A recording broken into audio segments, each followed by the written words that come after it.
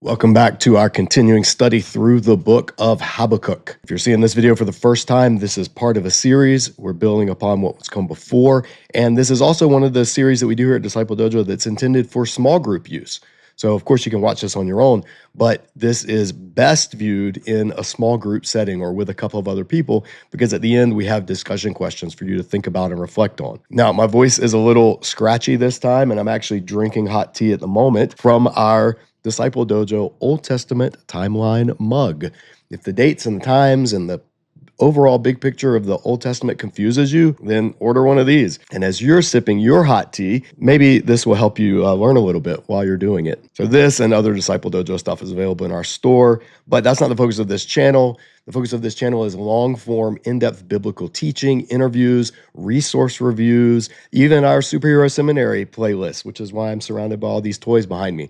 All of that is what we use here at Disciple Dojo to help people become better equipped students of Scripture. And so if that interests you, if you like that idea and want to support this ministry, best way that you can do that is by subscribing to the channel if you haven't done so already. So that is the little bit of upfront housekeeping. And let's jump back into our study of Habakkuk.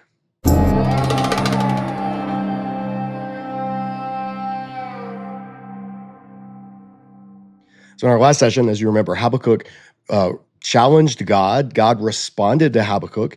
He laid out basically the two ways. There's the way of those who are puffed up or who are arrogant, and then the way of those who are righteous. So you're expecting to think, okay, this is going to be about Babylon. Now, it is about Babylon in one sense. I mean, what is being said, the five woes that we're about to see, these five taunt riddles, those are absolutely applicable to Babylon. And Kenneth Turner notes, Babylon's victims will turn into prophets of judgment as they raise their voice against him. The oracles are full of the poetic justice of lex talionis. That's law of retaliation, where the punishment fits the crime. A series of mocking taunts turns the tables for the figure already described as a mocker himself. So these woes that are coming, they do apply to Babylon. But as we're going to see, they don't just apply to Babylon. So the first woe begins, woe to the one increasing what is not his. And in Hebrew, this is poetic. Hoi hamarbe lo lo. This word lo means what is not, and then this word lo means to him. The only difference is how it looks on the page, not how it actually sounds. It goes on,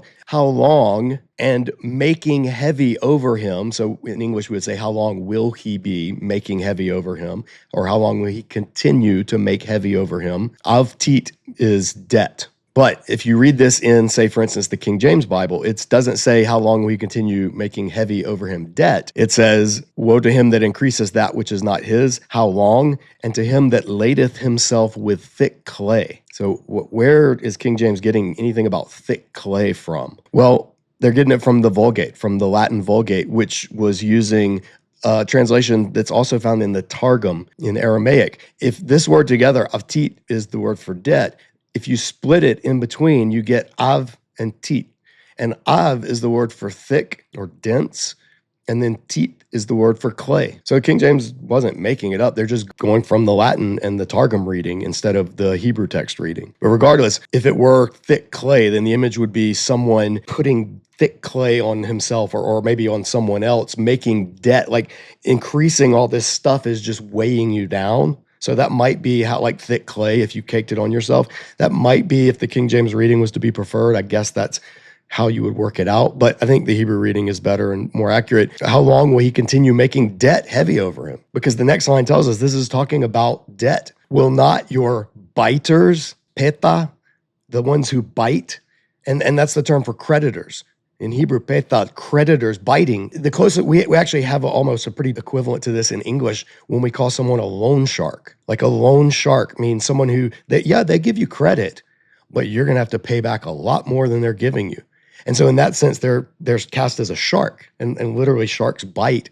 So I think it's just a wonderful coincidence that English has an idiom very similar to this Hebrew idiom. But this taunt is saying, to those who have made heavy, who have increased debt, who have accumulated their wealth through the exploitation of others, will not your biters suddenly arise? And they will wake your tremblings, and you will be as spoils to them, for you yourself plundered many nations. We see the punishment fitting the crime. For you yourself plundered many or great nations, they will plunder from you all the remnants of the people. So all the remnants of the peoples that have been plundered, the scattered husks of these city-states that Babylon and other empirical forces have destroyed, those remnants someday are going to rise up, and they're going to be the ones who do the plundering. And then there's a refrain, because these are taunt songs, these are riddles or sayings, from bloodshed of humanity and violence of a land, town, and her inhabitants. And so a slightly smoother translation of this first woe: woe to the one increasing what is not his. How long heaping up debt over him? Will not your biters suddenly arise and awaken your tremblings, and you will be as spoils for them? Because you yourself plundered many nations. They will plunder you, all the remnant of the peoples, because of human bloodshed and violence of land, town, and all its inhabitants. So this is the first woe. Verse 9 continues the second woe. Woe to one literally cutting a cut or slicing a slice of evil or bad or disaster for his house. This, again, is an idiom, cutting a cut or slicing a slice. It's a Hebrew idiom for profiting, making a profit. And again, in English, once more, we have a similar phrase. When somebody says, hey, what's my cut? Like, we use that same term. It means like, I got to get a little bit of this too. Give me a little something, something.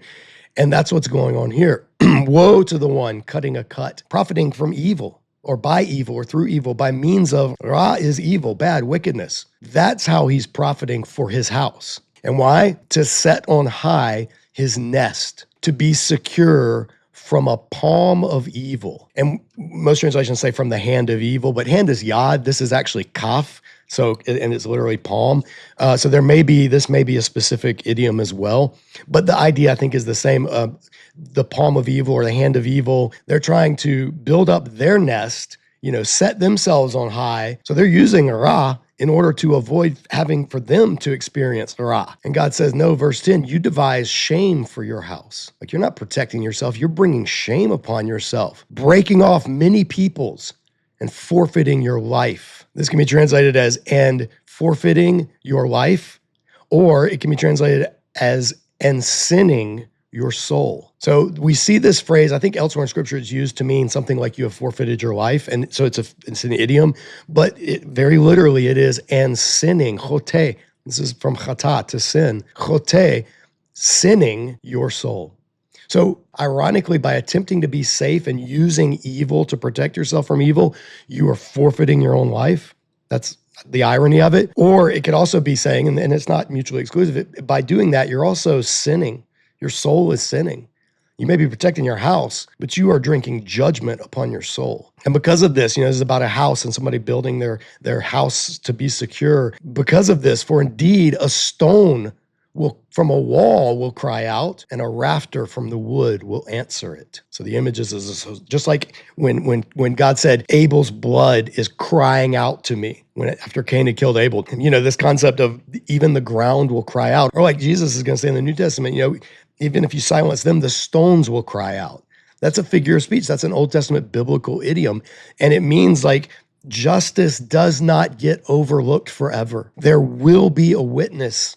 Even if it's a rafter or a beam in the house and a stone in the wall, you cannot hide forever when you commit ra. That's the main point that's being said. So here again, a more polished translation of this second woe. Woe to the one cutting a cut of evil for his house in order to set on high his nest, to be secure from a palm of disaster. You devise shame for your house, breaking off many peoples, but forfeiting, sinning, your life or your soul. For a stone from a wall will cry out, and a rafter from the wood will answer it. So that's the second woe. And Maxwell Booth comments, those who bring unspeakable suffering on others think it prudent to station themselves high beyond the reach of the hand of retribution. The powerful hand of retribution the king intended to evade now loomed just over his head. Like the saying, if these walls could talk, there's a sense of irony in the retributive justice demonstrated here. The oppressor built a sturdy house as his defense, yet the walls and the woodwork testify against him. Now, Maxwell Booth, again, is taking this as primarily speaking about the king of Babylon. But it's important to note that this is not this cutting a cut in order to secure your house. This didn't just happen in Babylon, and it didn't just happen in empires.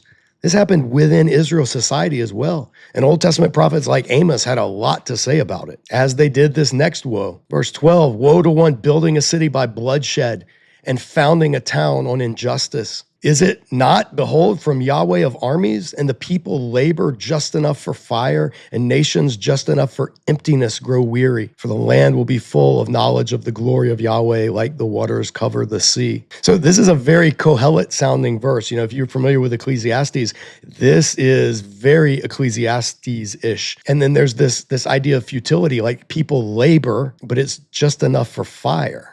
So this could be talking about they labor and toil just to get enough sustenance to cook their food, you know, just gathering wood just to have enough to make a little fire to live off of.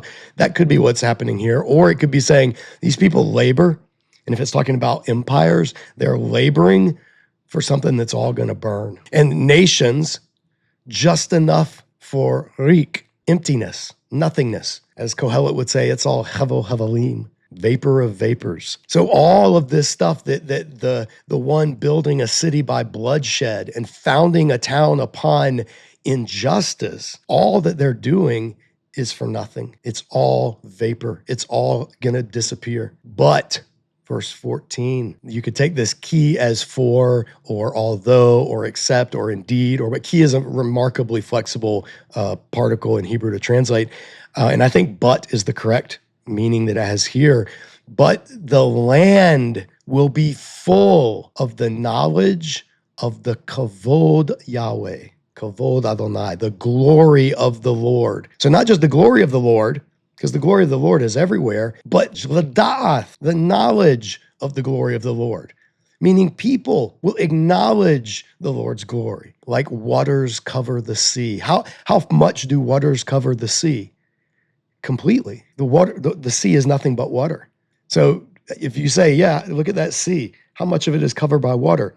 All of it, all of the land, haaretz, and it can translate it as land, or aretz is also the word for like the world. And I think both senses work here. It's going to be completely filled with the knowledge of the glory of Yahweh. So this third woe, the middle woe to one building a city by bloodshed and founding a town upon injustice. Behold, is this not from Yahweh of armies? In other words, you want to know what God thinks about this? People labor just enough for fire, and the nations just enough for emptiness exhaust themselves. In their commentary on the minor prophets, Redmond, Curtis, and Fentress say, Proverbs 14:34 says, righteousness exalts a nation, but sin is a disgrace to any people. Tyrants build their kingdoms on violence, oppression, deception, abuse, fear, intimidation, confusion, uncertainty, revenge, cronyism, corruption, and the like.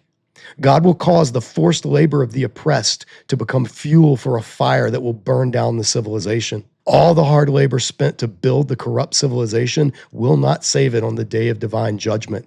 All the effort and labor will have been wasted. And that is the message of the prophets. That is the message of Jesus. That's a message of Revelation. On the day of the Lord, it's all going to burn.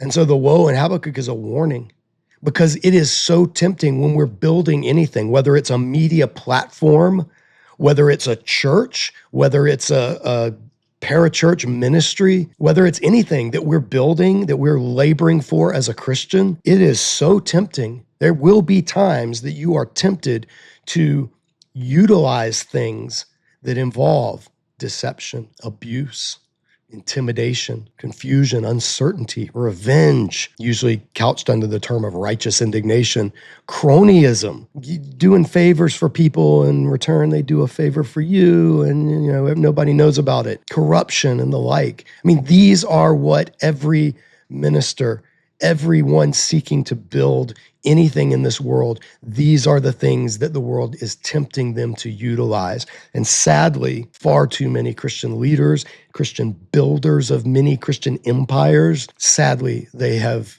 used these as their construction material. And the thing that I love about this, though, is this whole woe is the center of the book of Habakkuk. And within the center of the book, the very center by line count is this verse, the center verse is Habakkuk 2:14. And typically, not always, but typically, something that's in the dead center is usually pretty darn important. So Maxwell Booth says, the answer is not just that the Babylonians will get their due or that the righteous will live long in this broken world.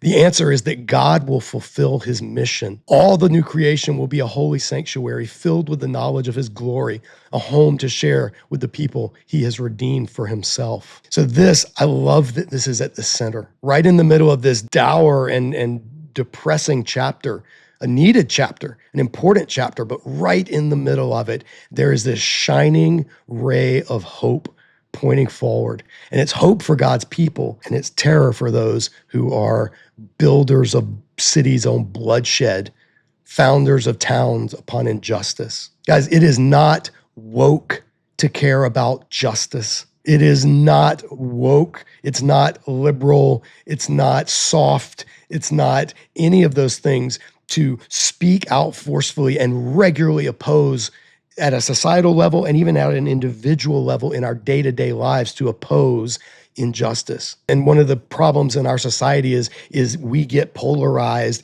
and each side thinks that only the other side is doing these things. And that if the other side was just change, it would be fine. And that's what they were thinking in Habakkuk's day. Habakkuk probably was thinking the same thing when he said the wicked surround the righteous. The nations like Assyria, Egypt, and soon to be Babylon surround God's people, Jerusalem. But these woes are showing us, no. These are not just things Babylon does.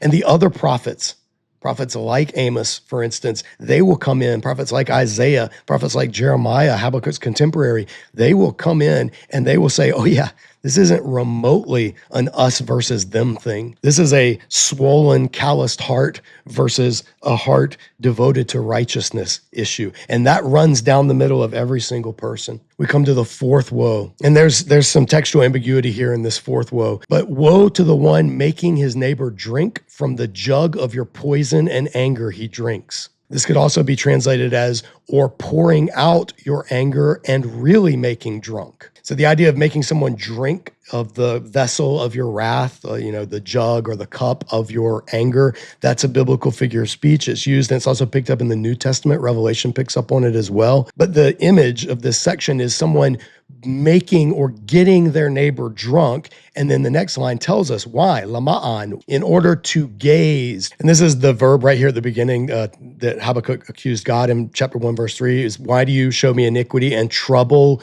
You just watch. So the one making someone drunk in order to gaze upon, tabi, to look upon their nakedness. Now, is this literally talking about somebody like getting someone else drunk in order to, commit sexual assault? That's the image that's being used. But I think that image is of something worse. I think it's of shame and exploitation, because the poetic imagery is going to continue. It's going to say, you were satisfied more by shame than glory. And so God's going to say, drink you also. The punishment fits the crime. You've gotten others drunk in order to shame them.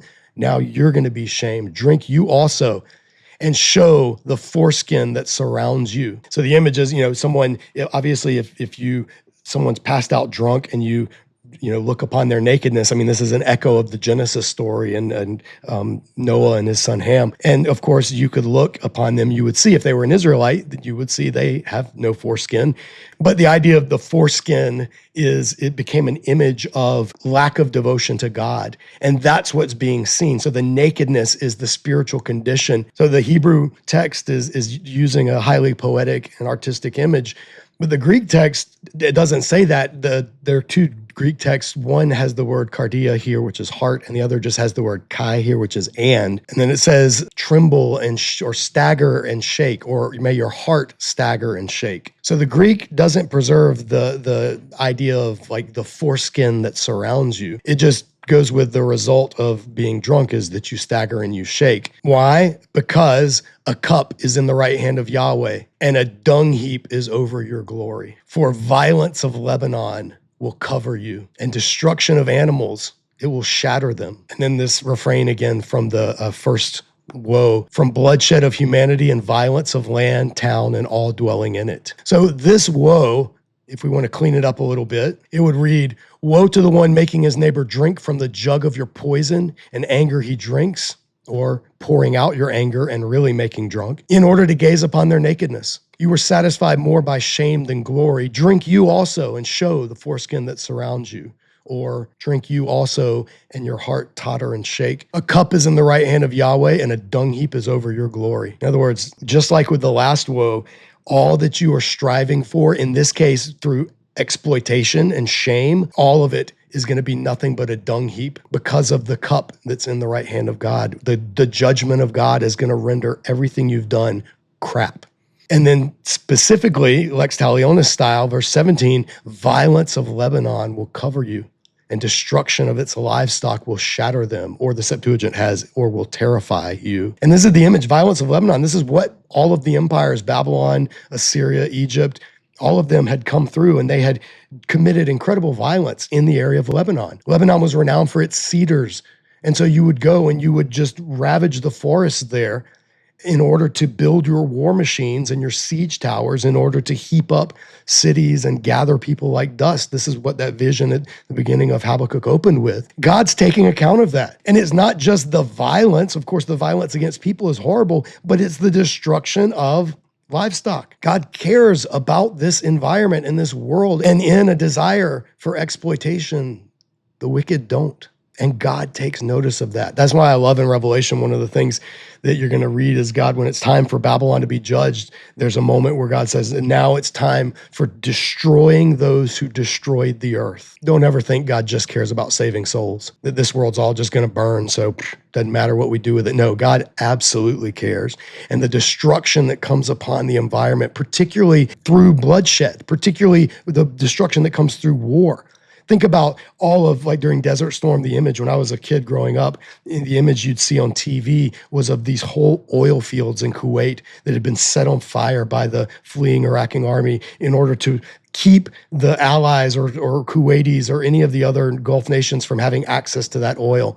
Think about all of the destruction unleashed in the environment. Think about things like the poisoning of water in the West Bank by settlers who are trying to drive out Palestinians in order to re-Judaize Judea and Samaria. In order to ethnically cleanse that area. Think about what's happening, the poisoning of water wells, the cutting down of olive trees by the thousands in order to deprive Palestinian farmers of their annual livelihood to get them to go somewhere else. Just the destruction caused by the desire to have, by power, by exploitation, by injustice, by violence. God takes account of all of it. Christopher Wright says, Lebanon, in verse 17, stands not just for the country, but for the famous cedar forests of that land. Assyria and Babylon also both devastated those cedars in their warmongering. The horrendous suffering of forests because of human warfare is noted by Isaiah. He pictures not only the rejoicing of the people who would be liberated from oppression, but also the joy of lands and trees. And look at this, Isaiah 14, when God's talking about that he will have compassion on Jacob and will again choose Israel and will shut them in their own land, and aliens will join them, or foreigners, and attach themselves to the house of Jacob. That in of itself is monumental. And the lex talionis, but this is after Israel has been enslaved by the nations, that they will take captive those who were their captors and rule over those who oppressed them. Very similar to the woes of Habakkuk. But it goes on to talk about when the Lord is given rest, you'll take up this taunt against the king of Babylon. Isaiah 14, by the way, is not about Satan. We've talked about this in the Superhero Seminary episode here with Professor Daredevil on my shelf behind me here. This is the chapter it's coming from. It's talking about the king of Babylon. And it's a taunt, just like in the woes in Habakkuk. This is a taunt against the king of Babylon. And part of that taunt says, the whole earth is at rest and quiet. They break forth into singing. The cypresses exult over you. The cedars of Lebanon, saying, since you were laid low, no one comes to cut us down. The trees are rejoicing at the fall of this megalomaniac tyrant that destroyed, that ravaged them in order to build his siege engines and then his palaces. And this one who elevated himself into the heavens, this king of Babylon, it says, Sheol beneath is stirred up to meet you when you come. It rouses the Rephaim, the shades, to greet you, all who are leaders of the earth. It raises from their thrones all who are kings of the nations. All of them speak and say to you, you too have become as weak as we are. You have become like us. Your pomp is brought down to Sheol, and the sound of your harps, maggots are the bed beneath you, and worms are your covering. How you are fallen from heaven, O day star, son of dawn. These titles that the Babylonian king had accrued upon himself, how you are cut down to the ground, you who laid the nations low. You said in your heart, I'll ascend to heaven, I'll raise my throne above the stars of God. Again, this isn't talking about Satan. This is talking about the king of Babylon. I'll sit on the throne of Mount Assembly on the heights of Zaphon. This is Baal's mountain, and where those pantheons of the Canaanite gods were thought to dwell. And that's what the king was basically elevating himself up to, that status. I will ascend to the tops of the clouds. I will make myself like the Most High. But you are brought down to Sheol, to the depths of the pit. Those who see you will stare at you and ponder over you. Is this the man who made the earth tremble, who shook kingdoms, who made the world like a desert and overthrew its cities, who would not let his prisoners go home? So Wright goes on to say, Babylon was guilty of the blood of man and violence to the earth. These evils go together then and now. People and land are often violated simultaneously. Some of the worst environmental destruction in today's world is accompanied by brutally suppressive practices against indigenous populations and murderous exploitation of workers. From sweatshops to blood diamond mines to slave labor digging up the elements that make this technology all around us even possible, God has something to say about it. Scripture has something to say about it. One word, actually. Hoi. Woe. And so Maxwell Booth picks up on, again, that previous woe where the beams of the house will cry out. You see that theme in this woe as well. She says, just as these wooden beams cry out against the house's wicked occupant, the stand of trees they originated from would sing at the death of the ruler of Babylon. Habakkuk 2:17 clearly warns that the Lord cares for all his creation, including plant and animal life. So now we come to the final woe, and it doesn't begin with the woe. The woe doesn't come until verse 19. It says, what benefit is an idol that he casts? He forms it of molten metal. And though instructing a lie, nevertheless, the one forming its form trusts in it enough to make such dumb dummies. And I'll show you the wordplay that's going on here. It usually gets translated something like, and speechless things. But the phrase is, alelim ilmim. In Hebrew, it's useless things, speechless things. And that's what, and there's in the line right before it, there's another wordplay, yotzer yitzro. Yotzer yitzro. You can see the two verbs here are the same. The one forming its form, making dumb dummies. Speechless, useless things. So you see this in Isaiah as well. You know, he also taunts and mocks, ridicules the ones making an idol and then bowing down to it as if it's anything. And so there's where the woe comes right there. Hoi, woe to the one saying to wood, arise. Hakitza, arise, get up. You know, like there was a ceremony would happen. We've talked about this here. I think in our episode in our Bible backgrounds playlist about humans created in the garden and the image, the idea of creating an idol. And then there would be a ceremony called the mouth opening ceremony, where it was believed after you've done that ritual, then the statue, the idol actually becomes or is indwelled in a certain way by the god and is now a functioning idol that you can literally pray to. That's what's being talked about here. Woe to one saying to wood, arise. And then after they would say, you know, arise, the idol of wood or stone would then be able to supposedly teach, to instruct. Yoreh, this is where the word Torah comes from, to instruct. That's what they would think that this carved idol was now able to do because they had done this. So look at it. Behold, it's, you know, people still in idolatrous places today where physical idolatry still happens, you know, like in places where there are actual temples with idols. You'll still see stuff like this today. I mean, in India, there are temples where they'll go in and supposedly these statues will drink your milk offering if you offer it to them. And there's, you know, do a YouTube search if you want to see this. But the idea is nothing new.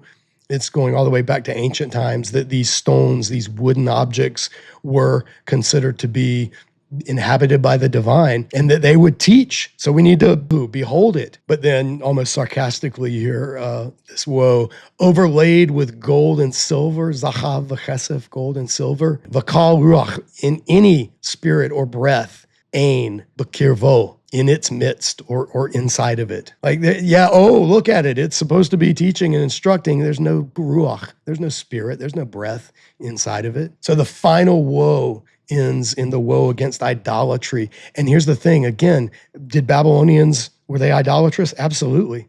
I mean, they worshiped Marduk and the other Babylonian gods, and they had all of these, you know, crafted images, all that stuff.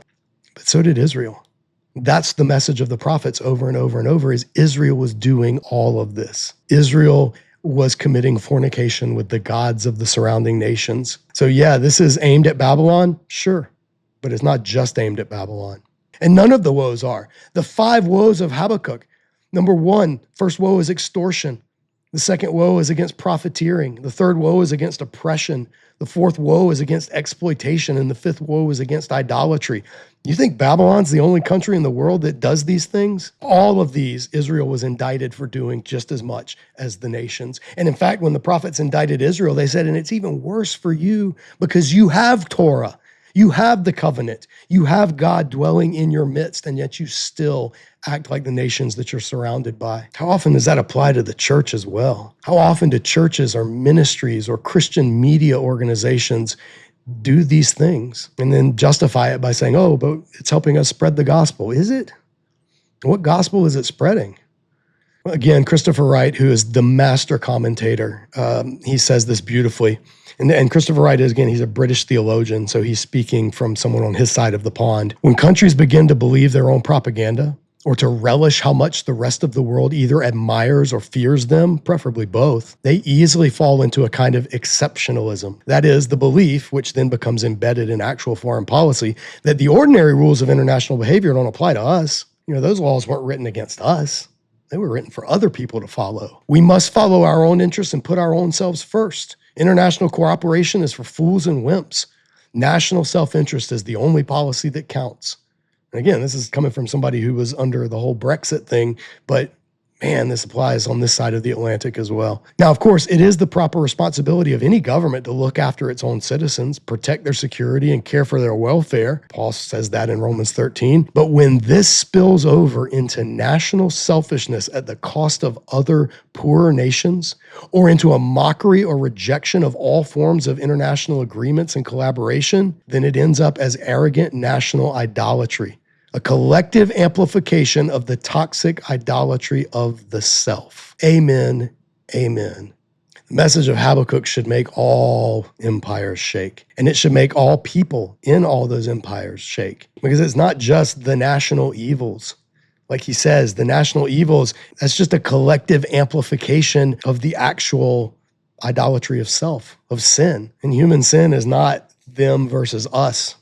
Human sin is us versus us. Our heart of stone versus the heart of flesh that the Spirit puts in us. Which of those do we live by? So Turner goes on to say, injustice joins idolatry as the 2 greatest sins. And he's talking about this list, the 5 woes. Injustice are these up here, and then idolatry is the 5th one. And they are the 2 sins that the prophets rail against more than any other. And that's what Turner's talking about, that in the prophets, these are the 2 sins that are elevated above all others, is injustice and idolatry. And he says, precisely because they are the opposite of the 2 greatest commandments, to love God and love neighbor. So Chris Wright puts to rest the idea that this is just talking about empires, just about Babylon. We read what God saw in the sinful heart of the Babylonian Empire, and we can use this as a lens through which we can view what God sees in today's world also. After all, the 5 things Habakkuk condemns here have certainly not gone away with the passing of Babylon. These are rather snapshots of some very characteristic evils of human powers, governments, empires, and tyrannies all through history, which reach their apocalyptic climax in the Babylon of Revelation. And we see these only too clearly at work in today's global empires, whether in political, economic, or cultural form. We put up statues to the victors. God hears the cry of their victims. And this is what then brings life to this next verse, verse 20. After these 5 woes, verse 20 reads, but Yahweh is in his holy temple. Hush before him, all the earth. Some translations say, let all the earth be silent. But you can see right here, it's this word hus. It's where hush comes from. It's one of the few cognates from Hebrew to English. Probably came through some intermediary languages as well. But hus, this is hush, hush, shh, calm down. Hush, hush. Like that's the sense of it. Hush before him, or in his presence, all the earth. And why would the woe section, why would this second panel of the book of Habakkuk end with, after this massive indictment, a command to hush? And not just to Habakkuk, but to all the earth. Maxwell Booth says, 2:20 issues a majestic call to silence as a prelude to the Lord's powerful activity that follows in the final panel. When the world seems to be coming apart at the seams, verse 20 offers the only reassurance possible. God is still on his throne. He is still in control. Just as in Habakkuk's day, the sins of the world, materialism, aggression, violence, perversion, press in and threaten to overwhelm us. The functional gods of our culture prove just as unresponsive. unable to give guidance, let alone save. We need the reminder of Habakkuk. The Lord of armies will bring the wicked to justice, and he will fill the earth with the knowledge of his glory as the waters cover the sea. Abraham Heschel, famous Jewish commentator, has a wonderful book on the prophets. And this is one of my favorite lines. Prophetic faith is trust in him in whose presence stillness is a form of understanding. Trust in God, the one in his holy temple, before him, in his presence, to his face. Just being in that God's presence is itself a form of understanding. Just being still before God. Job learned this. Habakkuk is in the process of learning this. And it's something that we, in this 72-hour news cycle driven culture where everyone's got to have a hot take and content is endless and we're being inundated by tweets and posts and shorts and reels and all this stuff just bombarding us. There is a major need, especially for God's people, to hush and be silent in God's presence for a while. It doesn't mean you don't speak. This is in the book of Habakkuk. This is in the book that began with Habakkuk screaming out to God. And this is not the end of the book. It's not like God says, hush, and that's the end of the book. No, there's a whole bunch coming after this that's going to be incredibly profound. But there's a moment in which this is what's needed, to just hush in the presence of the one who is in his holy temple. So we're going to end with discussion questions. Those of you that are doing this as a small group, here are your 2 questions to discuss. Number 1, how might Habakkuk's 5 woes apply to the world today? Like, read through the woes together, and what specific things do you see in the world that match up to those woes? Let's give some examples of some of the woes, not Babylon in 7th century Israel, but fill in the blank in 21st century world, because not just everybody watching this is in America. And then number 2, which of the woes do you find the most convicting in your own cultural context? Wherever you are doing this study, which of these 5 woes hits the closest to home and why? So there are your questions to talk about as a group. We've got a couple more sessions that we're going to do. We're going to get into chapter 3, and Habakkuk's now going to get this vision in its fullest sense, and it's going to correspond to how the book opened and the terrifying vision that he received at the very beginning. And then we'll end with, what did it do to Habakkuk? Like, what change was wrought through all of this in his life? And why does he all of a sudden start singing? So those will be in future episodes. Stay tuned for that. Again, if you appreciate this type of in-depth teaching, we would love for you, your small group, anybody watching benefiting from this, just subscribe to the channel if you haven't already. Best way to help us out. All right, well, my tea has long grown cold, so that's my cue to end this session. We'll see you back here next time at Disciple Dojo. And until then, as always, keep training.